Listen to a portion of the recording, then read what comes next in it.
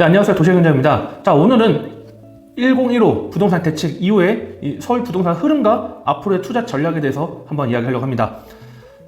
자, 10월 15일 국토부가 발표한 대책으로 서울 전역이 규제 대상 지역으로 확대되었습니다. 그리고 플러스 경기도권의 일부 지역도 규제 대상으로 들어갔는데요. 자, 이제는 서울 어디서든 이 부동산 거래가 규제권 안에 들어왔다는 뜻이겠죠. 자, 그렇다면 어떤 지역에 투자를 해야 되는지, 앞으로의 또 흐름은 어떻게 전략적으로 가야 되는지, 그런 것들 같이 한번 이야기 나눠보도록 합니다.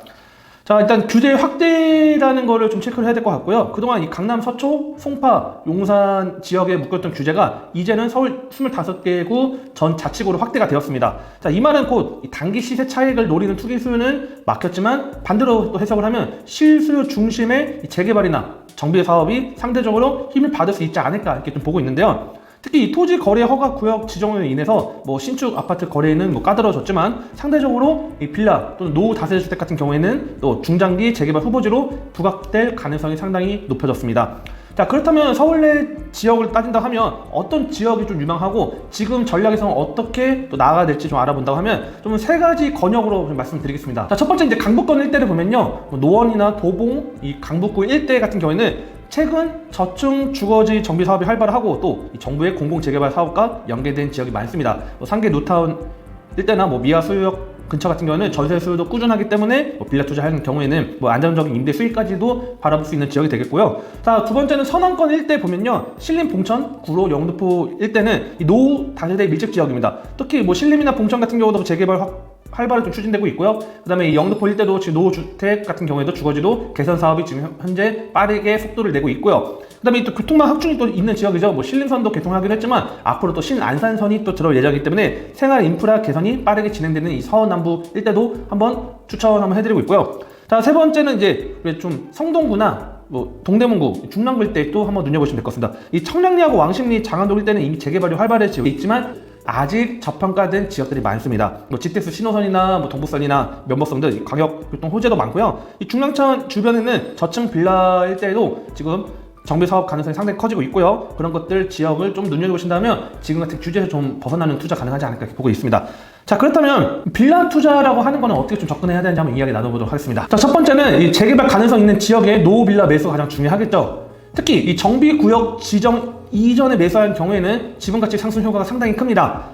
다만 정비구역 지정 확실한 지역은 매수 경쟁 심화가 있다 보니까 수익률이 상당히 떨어질 수 있기 때문에 추진위 전 단계 지역을 보는 게 좀 핵심이라고 말씀드리고 싶고요. 자, 두 번째는 실거주 임대를 좀 같이 보는 것도 나쁘지 않다 말씀드리겠는데, 규제 지역에서 대출은 많이 까다롭지만 전세를 끼고 갭 투자 형태, 아파트가 아닌 비아파트 같은 경우는 아직은 가능하기 때문에 좀 부담을 줄일 수 있지 않을까 보고 있고요. 단 이제 전세 대출이나 이런 경우에는 DSR 반영이 되기 때문에 자금 계획은 반드시 사전에 점검해야 된다는 거 좀 명심하시면 될 것 같고요. 자, 세 번째는 이제 리모델링에서 보유 전략도 괜찮습니다. 자, 재개발까지 시간이 걸리는 구역 같은 경우는 소형 리모델링으로 좀 임대 수익을 좀 극대화시키면서 좀 상당 기간에 버티기 전략 가는 것도 나쁘지 않다. 특히 역세권 주변 빌라는 공실 리스크가 상당히 적기 때문에 이런 방식으로 가면 될 것 같고요. 자, 다만 좀 주의해야 될 점도 있겠죠.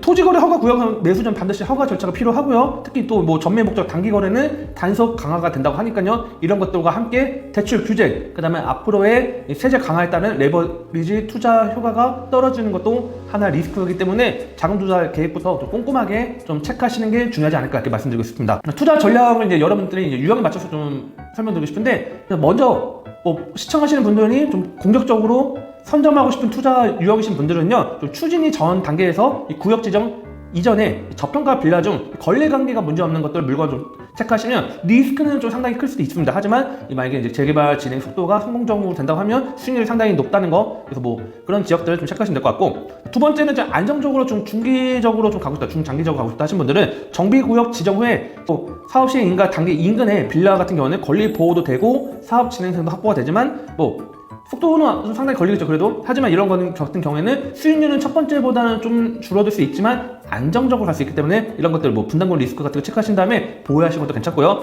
자, 마지막으로 좀 방어적으로 또는 임대 위주로 해서 좀 투자 전략하고 싶다 하신 분들은요, 이미 프리미엄 반영된 지역들이 있습니다. 자, 이런 지역들 내에 소형 리모델링이나 또는 임대 수익 같은 거 계산해가지고 투자하신다면 좀 성공적으로 투자를 할 수 있지 않을까 이렇게 말씀드리고 싶습니다.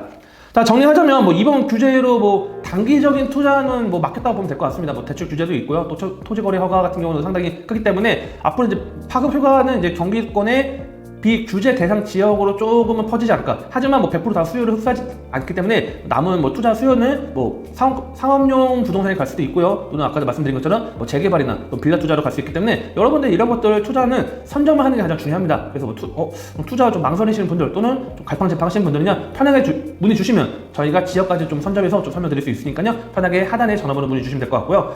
자, 영상이 도움되셨다면 좋아요, 구독, 알림 설정까지 부탁드리고 다음 알찬 영상으로 찾아뵙도록 하겠습니다. 네, 시청해주셔서 감사합니다.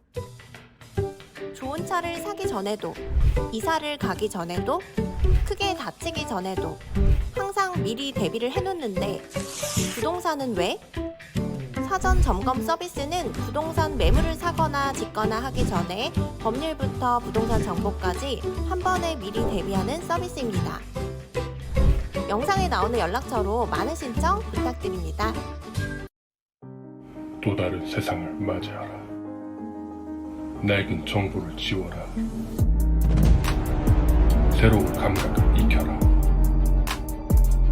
변화하는 미래에 맞서라. 편향된 시각을 버리고 얽혀있는 도시 속 독보적인 가치를 쟁취해라. 당신이 만드는 미래의 기회, 도시화 경제.